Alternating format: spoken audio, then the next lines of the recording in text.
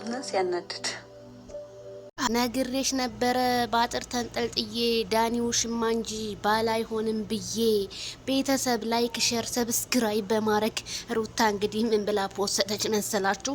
መጠርጠር አልወድም፣ ነገር ግን ያ የጠረጠርኩት ነገር ሆኖ አገኘዋለሁ። አይ እሱማ ታገኘዋለሽ ሩታዬ።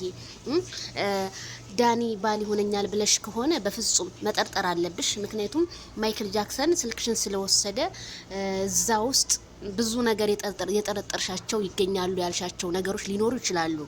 ታይ ብዬ ነበረ። ሰውን በመጀመሪያ ማይክል ጃክሰንን የነካሽው ሰው ስትነኩ መርጣችሁ ንኩ ምለው እኮ ለዚህ እኮ ነው።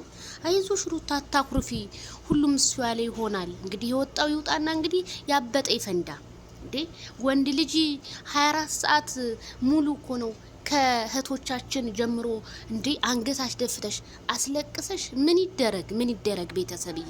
እና ሩታ እንግዲህ ጠርጥር ያለሁ እያለች ነው። ምን እንደጠረጠረችም ባናቅም እንግዲህ የሰው ልጅ ይጠረጥራል። መጠርጠር እኮ ግድ ነው።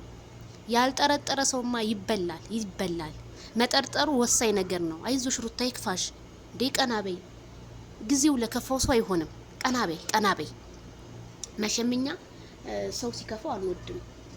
እኛ አታጥፊ እንጂ እንደዚህ ከፍቶሽ ስትመጪ ደግሞ አንወድም። ለምን ይከፋሻል? 2 ሰዓት ከ22 ነው ምናምን ደቂቃ ፖስት አድርገችና አጠፋችው መሰለኝ። የለም ምንሽ ስገባ ጆይን ብዬ ግን ፎቶ አንስቼዋለሁና ለምን ይሄንን ያህል በመጀመሪያ ከመጠርጠርሽ በፊት አለማረግ መወሰን ነበረብሽ።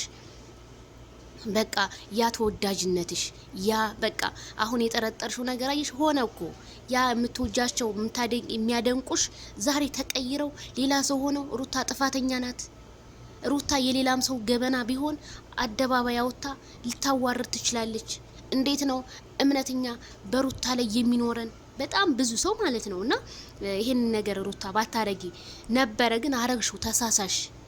ሸይጣን በቃ ፍሬዋን አንስተሽ በላሻት።